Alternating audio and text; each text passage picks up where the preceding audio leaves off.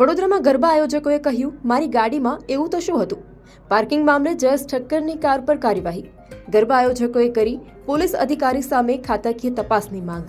Police અધિકારીએ કહ્યું, એમના ઈગો પર વાત આવી હશે, આવી વાત ભૂલી જવાની હોય. છેલ્લા 25 વર્ષથી ગાલો ચેમ્બરમાં મારી ઓફિસ છે. આ વિસ્તારમાં આખું વડોદરા શહેર જાણે છે કે અહીંયા ચાની લારીથી માંડીને ડેરીમાં છેલ્લા 25 વર્ષથી ટ્રાફિક આવો જ જામ હોય છે. દિલ્હી હું સવારે ઓફિસ આવું ને પછી રૂટિનમાં 10 સાડા 10 વાગે મારી ફેક્ટરી પર જવાની છું. ગઈકાલે મારી ગાડી મને લેવા 1 સેકન્ડ માટે ઊભી રહી, 2 સેકન્ડ માટે મારું આવવું એટલે અમે પોલીસ કોન્સ્ટેબલ આવીને ગાડીમાં દરવાજો આગળથી ખોલી દીધો. મેં કહ્યું કેમ ભાઈ, શું તકલીફ પડી? તો કે ગાડી વચ્ચો જ ઊભી છે. મેં કહ્યું સાહેબ ગાડી વચ્ચો તો નથી ઊભી, ગાડી મને લેવા આવી છે. એટલે કે બહાર પેલા એસીપી સાહેબની ગાડી બી ત્યાં જઈને વાત કરો આપ. એટલે હું તો ઓળખતો તો કોણ એસીપી છે. હું એસીપી સાહેબની ગાડીમાં ગયો તો એસીપી સાહેબની ગાડીની ખુદની પોતાની ગાડીના કાળા કાચ હતા. તો મારે શોધવા પડે કે એસીપી સાહેબ ક્યાં બેઠા છે. શોધ્યું એટલે એસીપી સાહેબે દરવાજો કર્યો. મેં બોલો સાહેબ શું તકલીફ હતી? મને કે ગાડી વચ્ચે ઊભી છે, પોલીસ લઈ લે. મેં કહ્યું સાહેબ ગાડી વચ્ચે નથી બી, મને લેવા આવી છે.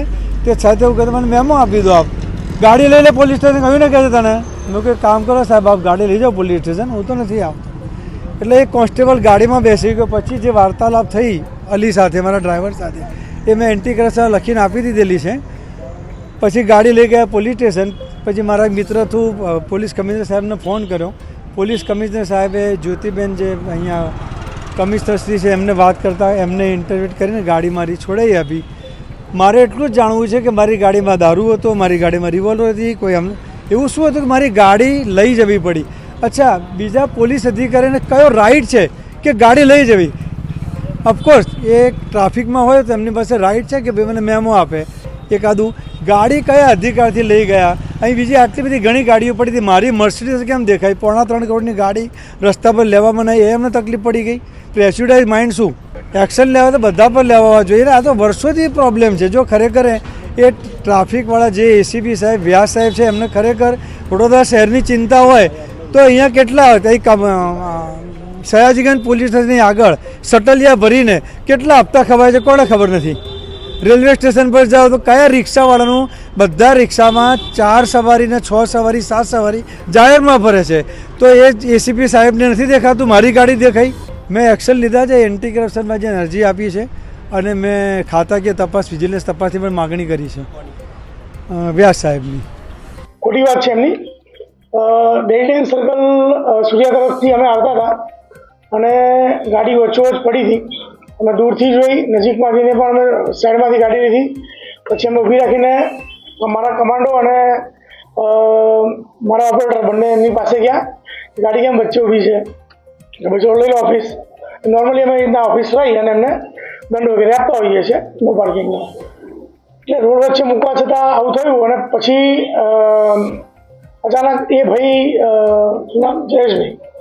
એ અચાનક એ ભાઈ મળવા આવ્યા મારી ગાડી પાસે. મને કે શું થયું સાહેબ? ઓકે, ગાડી તમારી અત્યારે વચ્ચોવચ્ચ છે, તમારી ને મારી. ફટાફટ મારી ઓફિસમાં પછી આપણે વાત કરીએ. પણ એ આવ્યા નહીં, ખાલી એમનો ડ્રાઈવર આવ્યો. અને એ પણ બહુ ખરાબ વાત કરતો હતો મારા માણસ જોડે કે ભાઈ મારા સાહેબ તો ટણીવાળા છે અને ગાડી હળગાઈ નાખશે, પણ અહીંયા તો ના જ આવે અને ઓળખતા નથી એને એ વાતો કરતો હતો. પણ અમને લાગે ભાઈ ચલો ડ્રાઈવર છે એના મગજમાં કદાચ ના ચાલતું હોય. તો મેં એમને એવું કીધું તમે તમારા સાહેબ જોડે મને વાત કરાવો અને તમારો સાહેબ તમને ઠપકો આપશે કે પોલીસ જોડે આવી રીતના વાત ના થાય, કોન્સ્ટેબલ જોડે. એટલે એને એવી વાત કરી કે ભાઈ ગાડી તો અહીંયા જ રહેશે, મારા સાહેબ આવશે એટલે સાહેબને લઈને મારે જવાનું છે વગેરે એ બી વાત કરી હશે. તો એ એમને સમજવાની વાત હતી કે ભાઈ એના ડ્રાઈવરને ઠપકો પાડે કે ભાઈ પોલીસ જોડે આવી રીતના વાત ના થાય. એ 2 વાક્ય કહેવાની જગ્યાએ એમણે આટલું લાંબુ કર્યું એ અનનેસેસરી છે. અને બીજી બધી વાતો જે તમે કહો છો બધી ખોટી છે. અને આમાં કોઈ આક્ષેપો જે કહે છે એ પ્રમાણે એવું કશું થયું નથી. મારા કોન્સ્ટેબલ પણ આજે નહીં, જ્યારથી મારી જોડે છે ત્યારથી એ લોકો વ્યવસ્થિત જ વાત કરે છે.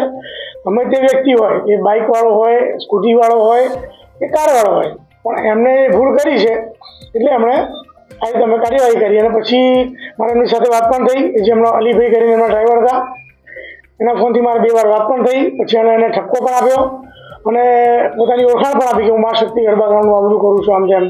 પછી અમને પોઝિટિવ લાગ્યું ને એને એમના ડ્રાઈવરને ઠપકો આપ્યો એટલે અમે એને જવાબ દીધા.